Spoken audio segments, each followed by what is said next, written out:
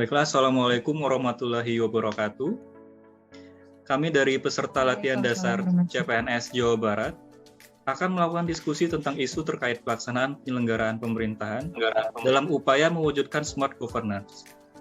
Nah, yang akan kami bawakan hari ini adalah tentang Jabar Digital Service atau yang biasa disingkat dengan JDS. Sebelum memulai diskusi, saya akan memperkenalkan terlebih dahulu anggota kelompok kami yang dimulai dari saya sendiri, yaitu saya Ilham Gustian Romi dari Rumah Sakit Alisan.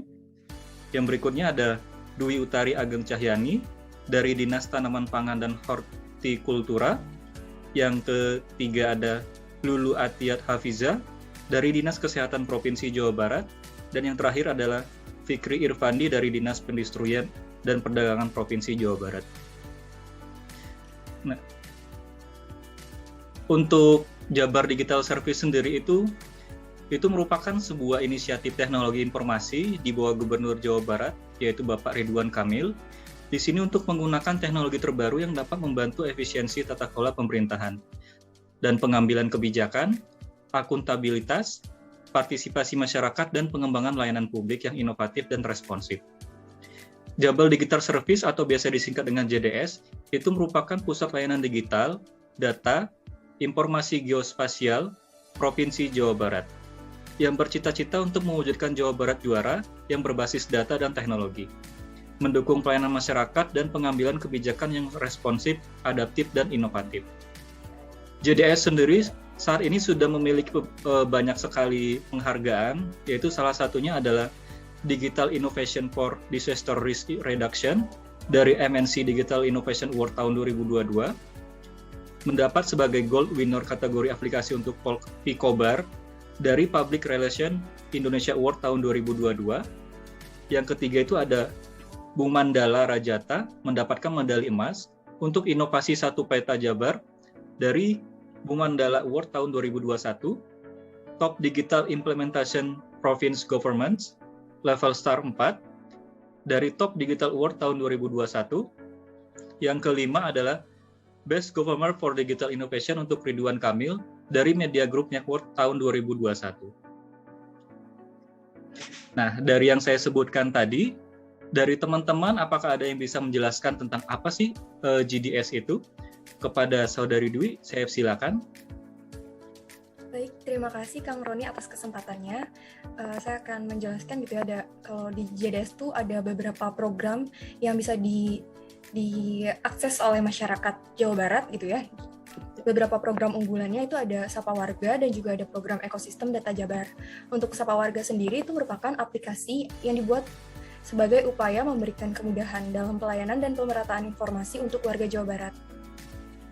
Sapa Warga sudah hadir sejak tahun 2019 yang diluncurkan oleh pemerintah daerah Provinsi Jawa Barat sebagai portal layanan secara digital. Aplikasi ini hadir memudahkan komunikasi antara warga dan pemerintah. Lewat Sapa Warga, warga dapat mengakses berbagai layanan publik, warga dapat juga mengakses informasi aktual serta menyampaikan aspirasi dalam rangka peningkatan pembangunan daerah. Sampai saat ini, aplikasi Sapa Warga telah digunakan oleh lebih dari 38.000 ketua RW dan akan terus dikembangkan untuk seluruh warga Jawa Barat. Kemudian, program unggulan dari Pemprov Jawa Barat di Jabar Digital Service lainnya itu adalah program Ekosistem Data Jabar. Ekosistem Data Jabar adalah sebuah portal yang terintegrasi untuk pengelolaan, keterbukaan, dan kemudahan akses data yang berkualitas dan mutakhir bagi warga dan pemerintah Jawa Barat. Di sini warga dan pemerintah Jawa Barat bisa berkolaborasi dalam program layanan data yang berkelanjutan. Melalui portal ini juga pemerintah dapat mengambil kebijakan berbasis data yang terukur. Bagi masyarakat, portal ini dapat menjadi sarana edukasi mereka. Ekosistem data Jabar juga terdiri dari beberapa produk dan portal utama yang meliputi satu data, open data, satu peta, dan core data yang saling terhubung sebagai ekosistem data di Jawa Barat. Data yang disediakan terstandar, akurat, dan diupdate secara berkala. Sekian program unggulan dari JDS yang saya ketahui. Mungkin yang lain ada yang ingin menambahkan, saya persilakan. Baik, terima kasih Teh Dwi. Selanjutnya ada aplikasi unggulan dari Jawa Barat, itu namanya aplikasi Picobar. Apa sih Picobar? Picobar itu adalah Pusat Informasi dan Koordinasi COVID-19 di Jawa Barat. Nah, aplikasi ini tuh dibuat berselang 2 hari setelah penetapan situasi darurat COVID-19 di Jawa Barat. Gubernur Ridwan Kamil meresmikan Picobar sebagai portal dan aplikasi terpercaya untuk mendapatkan informasi COVID-19 dan layanan kesehatan pendukung kedaruratan pandemi selama 24 jam non-stop. Lebih dari 32 aplikasi telah dikembangkan dalam Picobar dan terhimpun dalam ada 3. Yang pertama, Picobar Communication Response. Yang kedua, Public Participation Hub dan Picobar Health System. Ada sejumlah keunggulan Picobar yang lain, yaitu fitur solidaritas. Solidaritas itu adalah kepanjangan dari sistem online data penerima bantuan sosial yang menyajikan data penerima bansos dengan komprehensif, serta ada fitur anti hoax atau anti bohong. Lalu selanjutnya, keunggulan Picobar itu aplikasi ini juga ramah disabilitas dan bisa diakses oleh pengguna tunanetra. Picobar ini sendiri sudah dimanfaatkan oleh lebih dari 6 juta pengguna dan meraih rekognisi dari dalam dan luar negeri. Selanjutnya ada yang mau ditambahkan lagi? Silakan. Saya juga izin mau menambahkan. Jadi di Jabar Digital Service itu juga ada program Desa Digital. Program Desa Digital ini hadir sebagai upaya mempersempit kesenjangan digital di Jawa Barat. Pengembangan desa digital dimulai dengan menghadirkan infrastruktur digital di desa-desa, menjalankan pelatihan literasi digital, membangkitkan daya saing pelaku usaha melalui pelatihan digital marketplace, hingga optimalisasi pemanfaatan internet melalui teknologi Internet of Things atau IoT, dan e-commerce untuk meningkatkan produktivitas masyarakat. Selain itu juga ada Jabar Command Center. Ini merupakan pusat visualisasi dan integrasi data di Jawa Barat untuk mendukung kegiatan monitoring, koordinasi, dan pengambilan keputusan. Jabar Command Center juga turut dilengkapi ragam digital tools untuk menunjang kinerja pemimpin seperti Executive Dashboard, Dashboard Monitoring Project Infrastruktur, aplikasi Disaster Management, dan lain-lain. Mungkin sekian dari saya, Kang Roni. Sangat menarik sekali dari penjelasan teman-teman sekalian tentang 5 program dari JDS tadi. Nah, mengingat sekarang ini kita dalam masa pandemi ataupun dari masa COVID ya, mungkin dari Teh Lulu bisa menjelaskan Picobar itu terlebih dahulu seperti apa, agar teman-teman kita sekalian bisa mengetahui apa-apa saja sih fitur dan program yang disajikan oleh aplikasi tersebut. Mangga Teh Lulu, saya persilakan. Iya, terima kasih Kang Roni. Jadi dalam Picobar itu isinya banyak sekali fitur ya. Salah satunya ada kita dapat mengetahui nih peta sebaran kasus COVID di Jawa Barat. Tapi peta ini bukan merupakan peta level kewaspadaan COVID gitu. Jadi dalam Picobar ada namanya chart harian pasien yang terkonfirmasi. Seperti bisa kita lihat nih kalau misalnya kita buka aplikasinya nih, aplikasi hari ini dari tanggal 2 Juli tuh sampai 7 Juli itu kenaikan kasus COVID tuh lumayan cukup tajam. Terus ada namanya fitur keterisian tempat tidur atau biasa kita bilang BOR. Nah, di sini kita tuh dapat melihat jumlah tempat tidur yang terisi dari total tempat tidur yang tersedia di semua rumah sakit. Lalu kita juga dapat mengetahui mana saja rumah sakit yang melayani COVID, karena kan tidak semua rumah sakit melayani COVID dengan komprehensif. Lalu Picobar juga memudahkan kita untuk mengetahui ketersediaan tempat tidur berdasarkan kota dan kabupaten. Jadi ini sangat memudahkan sekali bagi kita memilih rumah sakit mana yang nggak penuh dan paling mudah diakses dari rumah. Paling begitu, Kang Roni. Ya, terima kasih Teh Lulu atas penjelasannya. Informasi yang disediakan oleh Picobar itu sangat berguna sekali ya Teh Lulu, apalagi bagi masyarakat yang membutuhkan, terutama tentang jumlah kasus COVID dan kesediaan tempat tidur secara real time. Baiklah, mungkin dari Saudari Dwi ataupun dari Saudara Fikri ingin menambahkan tentang Picobar, silakan. Saya mau menambahkan, Kang. Ya, silakan. Mungkin di Picobar juga ada menu vaksinasi. Di sini kita akan mendapat penjelasan tentang mengapa kita harus divaksin, apa saja dampak dari vaksin, serta tahapan yang harus kita ikuti jika kita ingin melakukan vaksin. Pada menu vaksin ini, kita bisa melihat lokasi vaksin yang tersedia di Jawa Barat, Ini bisa kita filter berdasarkan kota atau kabupaten yang ada. Selanjutnya juga bisa difilter berdasarkan umur, masih anak-anak atau sudah dewasa atau lansia. Juga bisa difilter berdasarkan vaksin yang tersedia, misalnya Sinovac dan lain-lain. Serta waktu pelayanan vaksin yang kita inginkan. Jadi, jika kita ingin melakukan vaksin, kita bisa mengetahui puskesmas atau lokasi mana yang menyediakan vaksin pada tanggal yang kita inginkan, serta jenis vaksin apa yang tersedia di lokasi tersebut. Mungkin sekian dari saya, Kang. Yudi, apa mau menambahkan? Baik, terima kasih Kang Fikri atas kesempatannya. Saya ingin menambahkan juga ya tentang Picobar ini, karena kebetulan Picobar memang menarik sekali gitu. Di Picobar tuh tersedia fitur layanan isolasi mandiri atau isoman. Fitur ini tuh sangat membantu masyarakat, membantu pemerintah dalam kegiatan orientasi pelayanannya sebagai pelayan publik. Di fitur isoman ini, mempermudah akses layanan kesehatan bagi pasien COVID-19 yang sedang melaksanakan isolasi mandiri. Ada 3 pelayanan yang dapat diakses pasien dari fitur isoman, yaitu pelayanan konsultasi dokter, permohonan vitamin, dan layanan oksigen. Untuk pelayanan permohonan vitamin atau obat, warga dapat memasukkan data diri dan bukti terkonfirmasi positif. Permohonan akan terlebih dahulu divalidasi oleh tim Picobar. Jika lolos verifikasi, paket vitamin maupun obat akan dikirimkan ke rumah warga secara langsung. Dan pengiriman vitamin ini hanya membutuhkan waktu 1-2 hari gitu ya. Jadi cukup cepat pelayanan yang diberikan oleh pemerintah Provinsi Jawa Barat kepada para pasien. Selain 3 fitur pelayanan tersebut, pada halaman isoman juga terdapat berbagai informasi seperti informasi tentang panduan isolasi di rumah, informasi mengenai kebutuhan saat isoman, dan waktu pasien COVID-19 dapat dinyatakan bebas isoman. Seperti itu. Sangat bagus sekali. Terima kasih teman-teman semua. Berarti di sini semua berita COVID sudah lengkap ya di Picobar. Sudah ada statistik, ketersediaan tempat tidur, vaksinasi, dan isolasi mandiri ataupun yang biasa disingkat dengan isoman.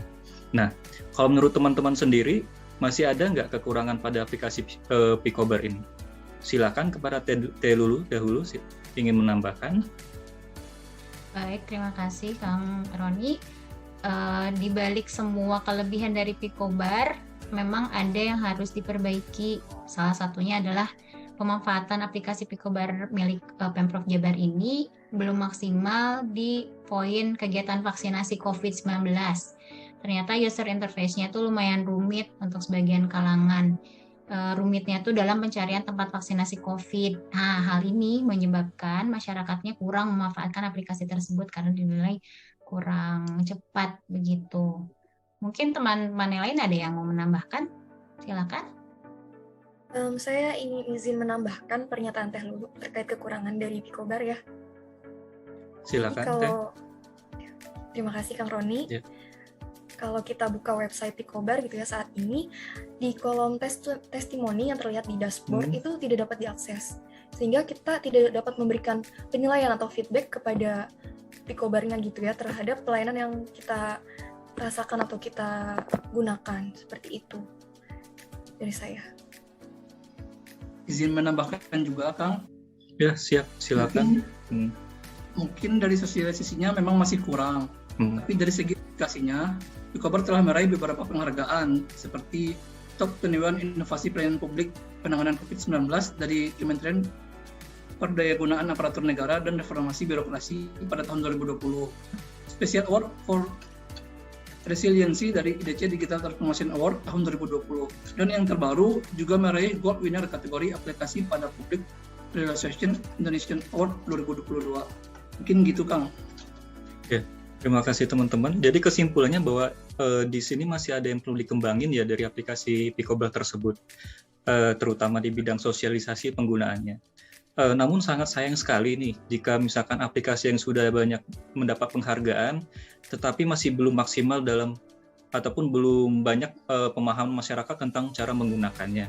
Nah, selain Picobar yang tadi Kang Fikri menyebutkan ada desa digital juga, mungkin Kang Fikri bisa menjelaskan apa sih itu desa digital? Silakan. Baik, Kang, terima kasih kesempatannya. Misi desa digital yaitu untuk mempersempit kesenjangan digital. Jadi, dengan hadirnya teknologi di desa, diharapkan dapat membantu meningkatkan produktivitas masyarakat desa, bahkan memperluas jangkauan produk usaha mereka. Nah, tahapan perkembangan desa digital ini dibagi menjadi 4 tahapan. Tahapan pertama juga kita sebut dengan desa digital 1.0. Pada tahapan ini dilakukan pembangunan infrastruktur dengan menghadirkan infrastruktur dasar pembangunan internet di 141 desa bersama Diskominfo Jabar dan Lintasarta. Di antaranya dengan menyiapkan infrastruktur yang memadai untuk membangun konektivitas, baik melalui pembangunan VSET, tower pemancar, ketersediaan akses jalan, dan suplai listrik yang stabil juga diperlukan.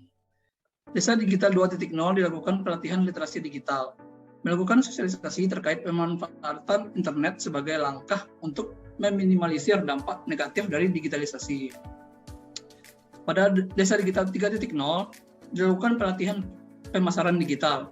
Ini bertujuan untuk membangkitkan daya saing desa melalui pelatihan digital marketplace bagi pelaku usaha mikro kecil menengah atau UMKM dan juga bagi badan usaha milik desa. Tahapan terakhir yaitu Desa Digital 4.0. Pada tahapan ini diberikan cara implementasi pemanfaatan teknologi. Ini ditujukan untuk meningkatkan produktivitas dan kemandirian masyarakat desa dengan meluncurkan ragam desa tematik sesuai dengan potensi desa.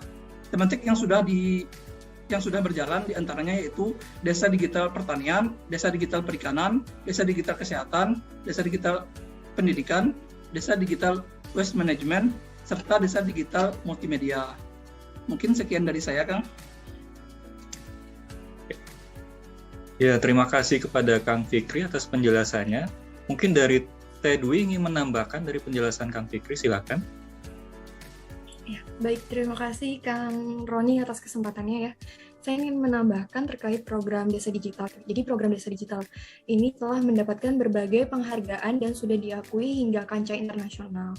Penghargaan tersebut yaitu pertama Digital Equity and Accessibility yang diberikan oleh IDC Smart City Asia Pacific Award 2020. Program ini diakui mampu mengembangkan konsep kota cerdas terbaik se-Asia Pasifik. Kemudian penghargaan kedua yaitu Recognition of Excellence diberikan oleh OpenGov 2090. Yang ketiga ada Best Adaptation for Digital Village Program diberikan oleh Gov Insider Digital Innovation Award 2090. Yang keempat ada DX Leader diberikan oleh IDX Digital Transformation Award 2090. Smart ASN ini diterapkan dalam desa digital melalui penerapan teknologi untuk pengembangan desa di Jawa Barat dengan memberikan berbagai inovasi gitu ya. ASN dalam menjalankan program desa digital dapat menanamkan nilai hospitality yang baik, yaitu memberikan pelayanan dengan sepenuh hati, tidak hanya dalam penyediaan infrastruktur desa, tetapi juga dalam pelayanan pendampingan penggunaan teknologi bagi masyarakat di desa. Melalui program desa digital juga pemerintah berkolaborasi dengan akademisi, pelaku usaha, komunitas, hingga pramedia untuk menciptakan aksi nyata di desa. Sekian dari saya, Kang. Ya, terima kasih Teh Lulu. Maksud saya dari Teh Dwi, mungkin dari Teh Lulu ingin menambahkan ataupun ini, silakan. Menambahkan sedikit ya dari paparan Kang Fikri sama Teh Dwi tadi sudah sangat lengkap. Tapi ada satu hal yang menarik dari desa digital ini. Kalau kita lihat aplikasinya, di sana adanya program namanya Sayembara Desa Digital. Nah, nilai yang ditanamkan di sini adalah untuk berkembang bersama, di mana program ini secara terbuka mengajak semua unsur untuk berpartisipasi menjadi calon mitra. Para stakeholder ini nanti akan bermitra dengan desa penerima manfaat sesuai dengan potensinya, sehingga melalui program ini pihak-pihak terkait akan saling diuntungkan. Nah, programnya mantap kan? Sip. Iya. Kang, dari saya cukup sekian. Iya, mantap sekali. Pembahasan kita hari ini sangat menarik sekali. Terima kasih kepada teman-teman semua atas penjelasan yang sangat baiknya. Di sini bisa saya simpulkan bahwa JDS itu merupakan instansi pemerintah yang progresif, di mana inovasi, kreativitas, dan kolaborasi itu sangat tidak mustahil untuk diwujudkan. Nah, mengingat durasi waktu kita sudah sangat terbatas, mungkin kita sudahi saja diskusi pada hari ini ya. Terima kasih lagi saya ucapkan pada teman-teman semua atas penjelasan dan partisipasinya. Saya tutup. Wabillahi taufiq wal hidayah. Wassalamualaikum warahmatullahi wabarakatuh. Waalaikumsalam warahmatullahi wabarakatuh.